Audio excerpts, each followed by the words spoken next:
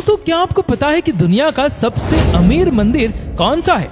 इस मंदिर में करीब 6 दरवाजे हैं, जिसमें से 5 दरवाजे खोले जा चुके हैं, जिसमें से अरबों रुपए की मूर्तियां, बोरे भर भर के सोने के सिक्के और सोने की कुर्सियां मिली है। ऐसा कहा जाता है कि इनमें से एक एक सिक्कों की कीमत करीब 3 करोड़ से ज्यादा है। और दोस्तों, इस मंदिर में एक दरवाजा ऐसा भी है जो आज तक किसी ने नहीं खोला। ऐसा कहा जाता है कि अगर वो दरवाजा खोल दिया गया तो पूरी दुनिया में प्रलय आ जाएगी। और इस दरवाजे के अंदर इतने पैसे हैं कि भारत को दुनिया का नंबर 1 कंट्री बना सकता है। एक ऐसा मंदिर जिसका जिक्र महाभारत में, विष्णु पुराण में और ब्रह्म पुराण में भी मिलता है। और दोस्तों, इस मंदिर के बारे में ऐसा बताया जाता है कि इस मंदिर की जो संपत्ति है वो करीब $17 बिलियन से ज्यादा की है। 5000 साल पुराने इस मंदिर में कई सारे रहस्य छुपे हुए। तो इस वीडियो में हम जानने की कोशिश करेंगे क्या सच है पद्मनाभेश्वर स्वामी मंदिर का, और क्या इसका ये दरवाजा कभी खोल भी पाएगा या नहीं। दोस्तों, भारत एक मंदिरों का देश है, जहाँ पे हर कोने में आपको कोई न कोई भगवान का मंदिर जरूर मिल जाएगा। लेकिन ये है पद्मनाभेश्वर स्वामी मंदिर, जो कि केरल के तिरुवनंतपुरम में बसा है। दोस्तों, हम मुगल काल की बात करें तो उस समय भारत का जो जीडीपी था वो करीब $90 बिलियन था। और सिर्फ इस मंदिर के अंदर बंद खजानों को अगर हम देखें तो उसकी वैल्यू करीब $17 बिलियन है। और उसमें अगर आप कारीगरी को भी जोड़ देते हैं तो उसकी वैल्यूएशन 10 गुना बढ़कर करीब $170 बिलियन हो जाती है। लेकिन ये सभी दरवाजों में जो दूसरा दरवाजा है वो आज तक कभी खोला ही नहीं गया है। ऐसी मान्यता है कि इस मंदिर के अंदर करीब $1 ट्रिलियन से ज्यादा पैसे पड़े हुए, लेकिन इस मंदिर का ये गेट कभी आज तक खोल ही नहीं पाया कोई, क्योंकि जब भी इसको खोलने कोई जाता है तो या तो उसकी मृत्यु हो जाती है या फिर वो दरवाजा ही नहीं खुलता है। ऐसा ही साल 2011 में सुप्रीम कोर्ट के ऑर्डर करने के बाद भी दरवाजा खोलने की कोशिश की गई, लेकिन ये दरवाजा नहीं खुला। ये मंदिर रहस्यों से और अपने चमत्कारों से भरा हुआ है। दोस्तों, पद्मनाभेश्वर स्वामी मंदिर का जिक्र महाभारत के समय से होता रहा है। और इसमें एक पुरानी कहानी है कि केरल के कसारगोड जिले में एक स्वामी यार नाम के ऋषि रहा करते थे। वो भगवान विष्णु की तपस्या में हमेशा लीन रहते थे और उनका एक बार दर्शन करना चाहते थे। एक बार स्वामी यार ऋषि भगवान की तपस्या कर रहे थे, लेकिन उसी बीच एक छोटा बालक आता है और भगवान के लिए चढ़ाने वाला जो उनका जल था उसको उठाकर वो बच्चा फेंक देता है। जिसके बाद ऋषि काफी ज्यादा क्रोधित होते हैं और वो बच्चे को दौड़ाना शुरू करते हैं, लेकिन अचानक से बच्चा गायब हो जाता है। ऋषि को समझ में आ जाता है ये कोई चमत्कार है और ये कोई साधारण बालक नहीं था। इसलिए वो फिर से भगवान से प्रार्थना करना शुरू करते हैं और अचानक से एक आकाशवाणी होती है कि अगर उन्हें फिर से उस बच्चे से मिलना है तो उन्हें अनंत वन में जाना पड़ेगा।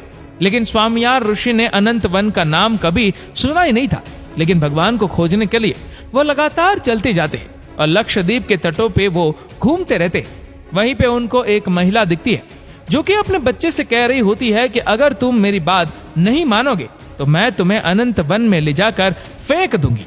ऋषि उस महिला से अनंत वन का पता पूछते हैं और उस तरफ लगातार चलते जाते हैं। ऋषि जैसे ही अनंत वन पहुंचते उन्हें फिर वही बच्चा दिखाई देता है जो कि महुआ के एक पेड़ में जाकर गायब हो जाता है। इसके बाद अचानक से 2 वृक्ष गिर जाता है और उसमें से भगवान विष्णु प्रकट होते हैं जो कि 8 मील लंबे रहते हैं। ऋषि ने भगवान को छोटे आकार में आने को बोला ताकि वो उनका पूर्ण दर्शन कर पाए, और उसके बाद भगवान वो अनुरोध मानते हुए एक छोटे रूप में आते हैं। लेकिन महुआ के पेड़ों की वजह से भगवान उनको 3 पार्ट में दिखाई दे रहे थे। इसके बाद ये खबर राजा तक पहुंचती है और राजा ने कुछ ब्राह्मणों के साथ मिलकर यहाँ पर एक बड़ा मंदिर बनवा दिया, जिसको आज हम पद्मनाभेश्वर स्वामी मंदिर के नाम से जाना करते हैं। आज पद्मनाभेश्वर स्वामी मंदिर के पश्चिम में आपको स्वामियार ऋषि की समाधि मिल जाएगी। कहते हैं इस मंदिर की मान्यता बहुत ज्यादा है। यहाँ पे आप जो भी मांगते हैं वो आपका पूरा जरूर होता है।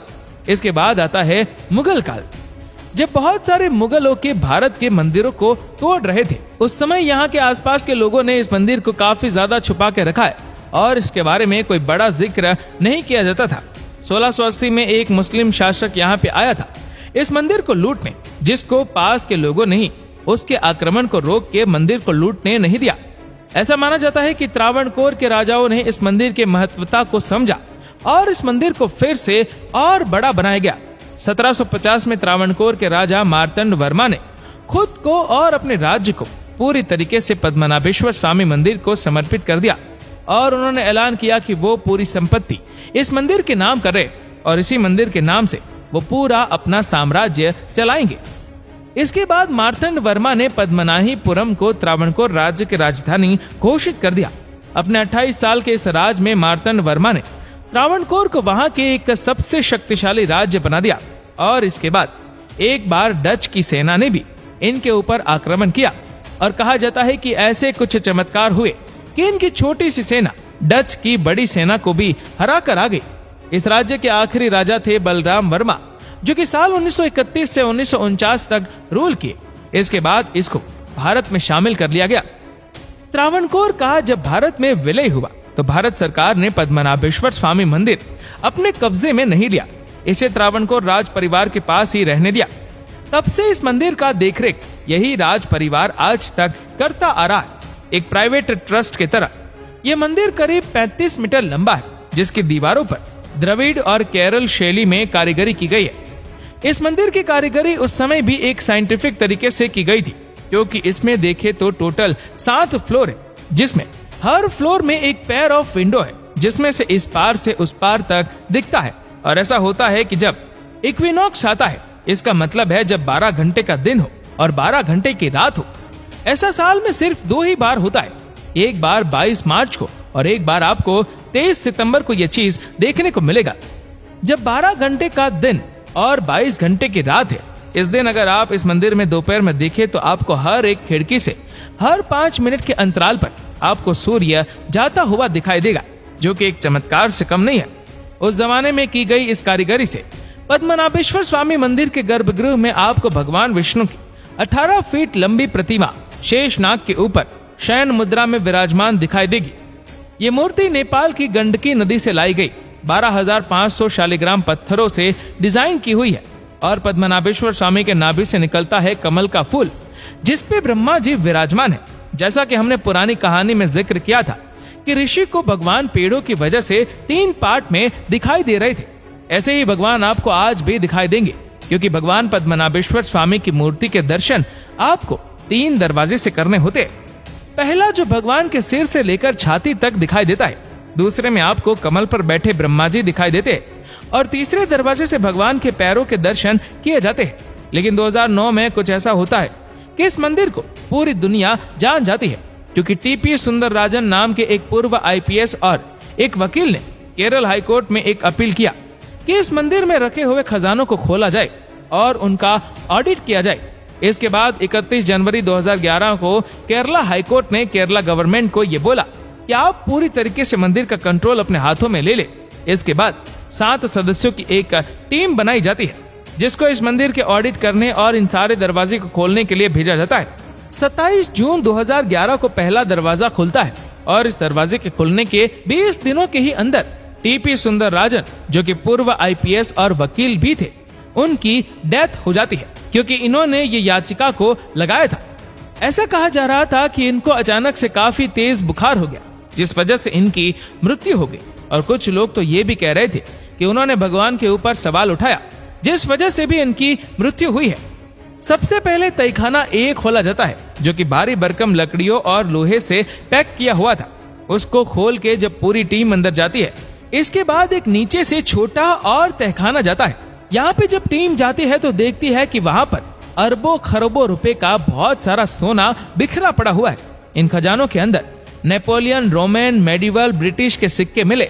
इसी के साथ ही हीरा, नीलम, पन्ना और माणिक जैसे कई सारे रत्न यहाँ पाए गए। इन 6 दरवाजे को ABCDF नाम से नाम दिया गया था, जिसमें ACDF नाम के दरवाजे जब खोले गए तो उसमें 2 लाख करोड़ से ज्यादा तक की संपत्ति निकली।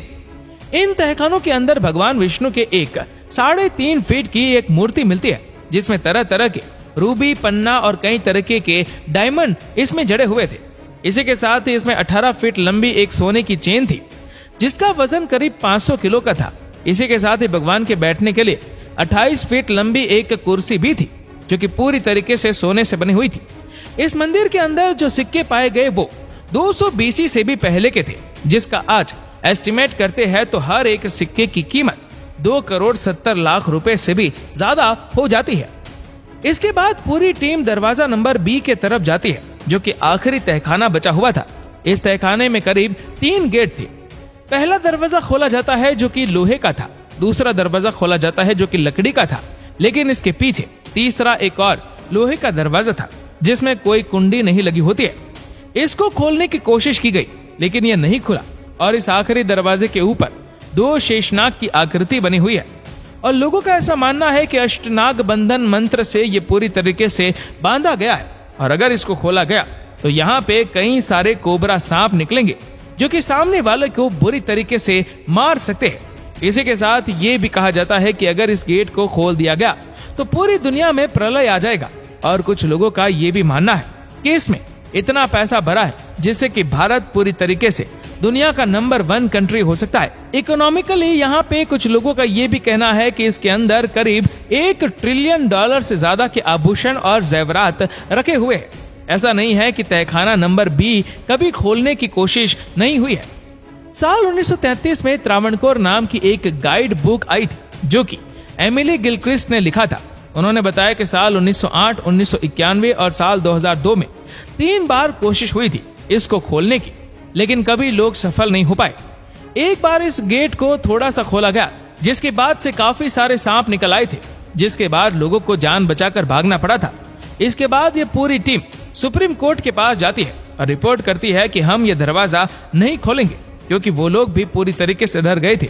और इसके बाद सुप्रीम कोर्ट ने भारत का माहौल देखते हुए इस गेट को खोलने पे पूरी तरीके से तब रोक लगा दी और इससे कुछ दिनों बाद वहां पे 2 और तहखाने मिले जिसका नाम जी और एच दिया गया, लेकिन अभी तक ये तहखाने भी नहीं खोले गए।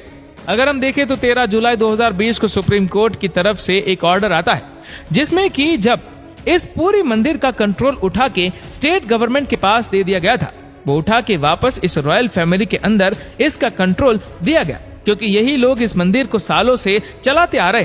तो क्या है इस मंदिर का रहस्य जो कि अभी तक नहीं उठ पाया है, और क्या कुछ ऐसी बातें हैं जिस वजह से इस मंदिर के गेट को नहीं खोला जा रहा है?